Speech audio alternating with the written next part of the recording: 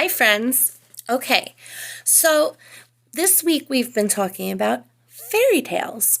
And we know that fairy tales are stories for children that have a lot of make believe and a lot of magic and a lot of fun but made up parts about them.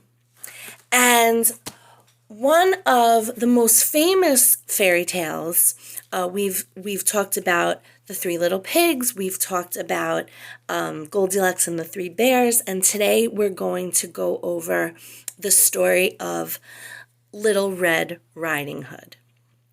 Now, you're watching this video, and I told you in the email that I wanted you to listen to the story first. So if you did not watch the story, stop the video, go back and watch it, okay? Because I want you to listen to the story first before you watch this video.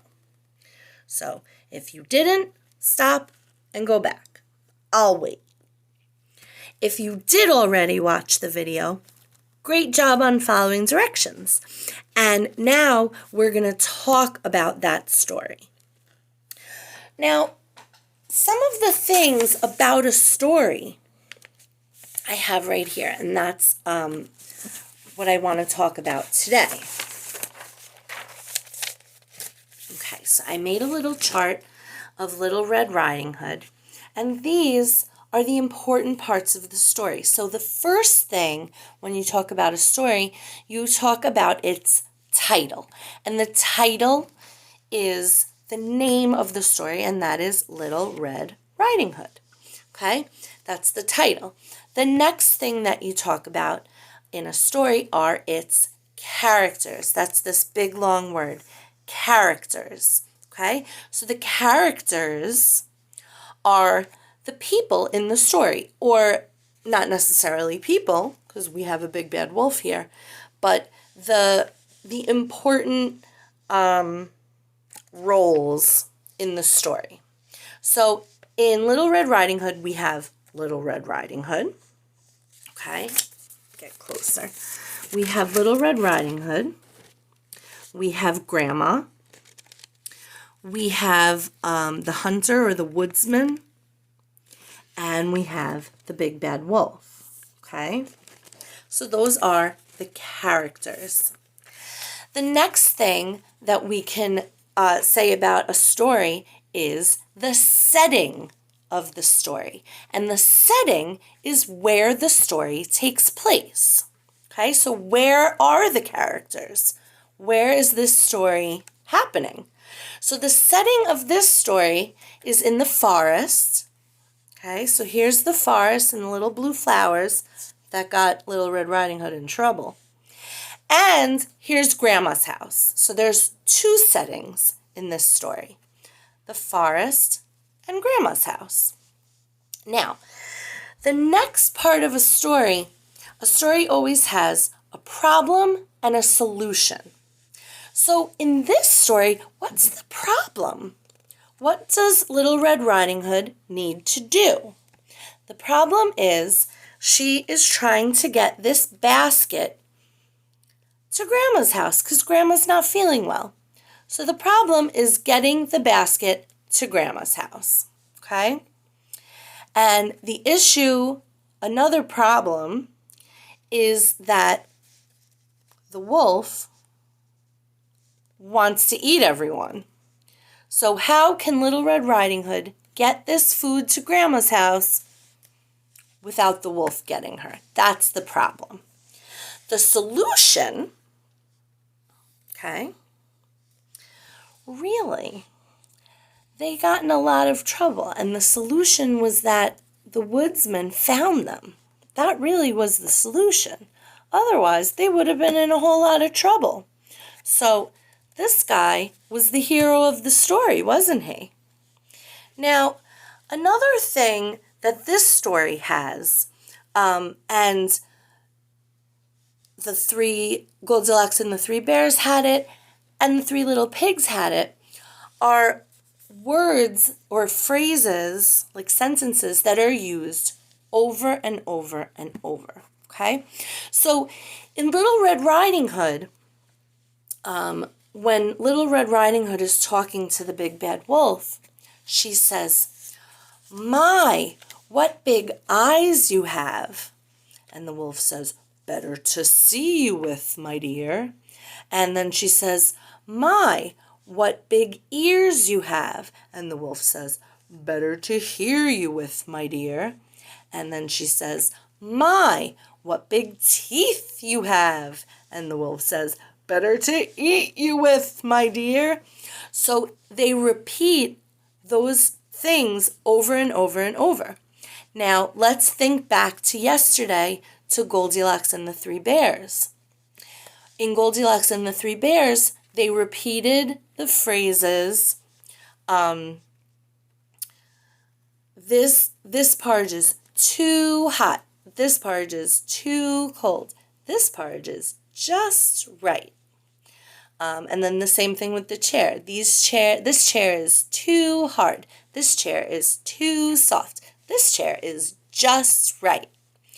And with the beds too. This bed is too hard. This bed is too soft.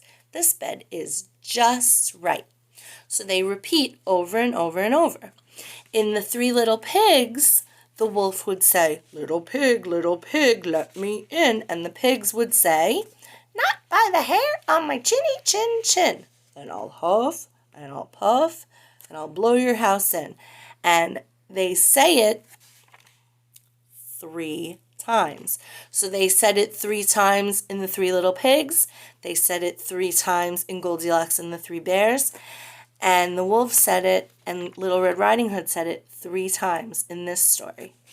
So those are some important parts of the story: the characters, the setting, the problem and solution, and those words and phrases that are repeated over and over and over. Now, one more thing before we go on to our craft, and I just want to talk about this quickly. In this story, there are some parts of it that are real, and there are some parts of it that are totally make-believe, that are totally made up, that could never happen. So first I want to talk about the things that were real. So the houses, Grandma lives in a house, Little Red Riding Hood lives in a house. The wolf, there are wolves. A wolf is a real animal. Grandma, okay, Grandma's real. The forest is real. The blue flowers are real. And the basket of food, that's all real, okay? That's real things in the story. Now, let's get to the make-believe things. The talking wolf. Is a wolf going to stand up and talk to you? No. Okay. Another one is that the wolf is wearing clothing. The wolf puts on Grandma's clothing. Do wolves wear clothing? No. And the last one, which is a big one, is that the people were okay after the wolf ate them up. Okay? In the story, the woodcutter turned the wolf upside down and shook him, and Little Red Riding Hood and her grandma fell right out.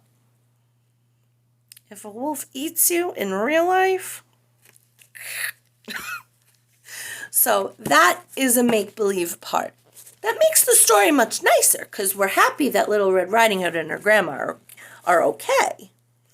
But that is a part that is make-believe. Okay, we're going to move on to our craft.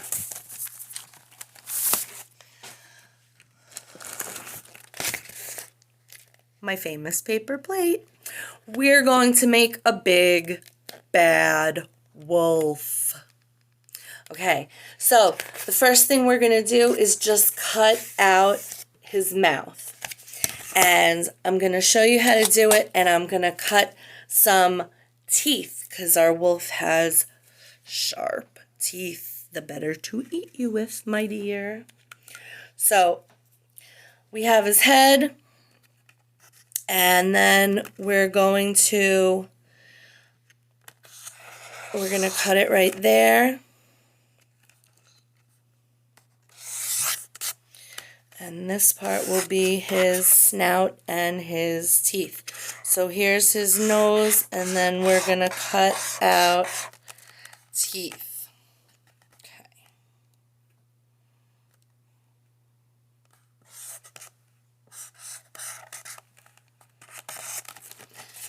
Okay. So however it looks is fine. Don't worry so much about the shape.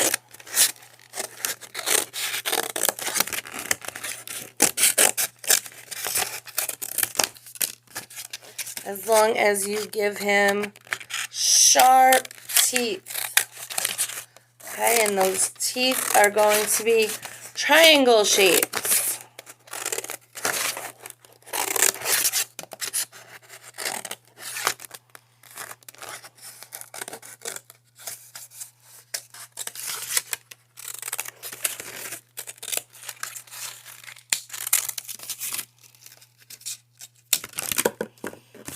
Okay, so we have our shape of our wolf. This is going to be his ear up here. This is his snout and his nose and his teeth. So we're going to leave those white when we paint, or color, or crayon, or whatever you want to do. I'm going to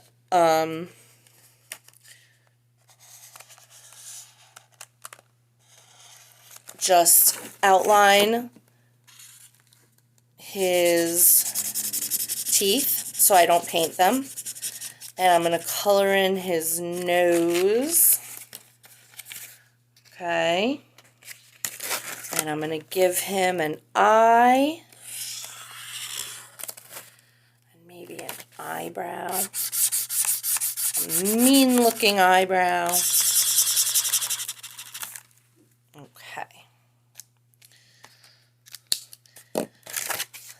All right, there he is. And the rest I'm going to paint brown. So really, it's a profile wolf, okay? So you see his mouth, and his nose, and you can see one eye in a profile, right?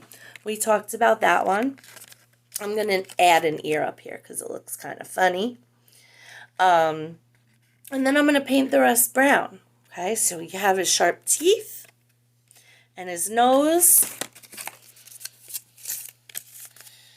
And I'm going to cut out a triangle for his big ear.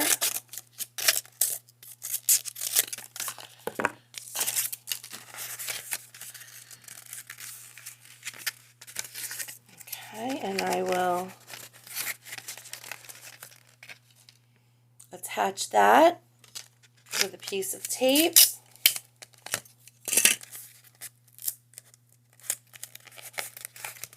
And then I'm going to paint the rest brown. And I'm going to use a sponge to paint it. Because it's fun. And why not? I'm going to use brown. You can also use gray. You can use black, whatever color you have. This is make-believe, so you can even make him blue if it makes you happy. So I have a little bit of brown paint. And I'm going to spill some out so I can sponge my big bad wolf. Okay, and here he goes. I like the sponge because it almost looks like fur. I'll show you in a minute. See that?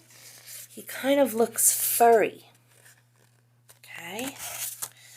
Oh, I need some more paint. Okay, here we go. Okay. Oh, this is looking good. It's looking scary. And again, don't worry if yours does not look just like mine. That is not important. As long as you give him his teeth and his big ear and his eye, and maybe his mean-looking eyebrow. Look at that. Look at that scary wolf. Arr! That came out great, and it's so easy to make. Okay. If you want, you can even wear your pig mask and scare the pig with the big bad wolf. All right, my friends. I will see you tomorrow. The better to eat you with.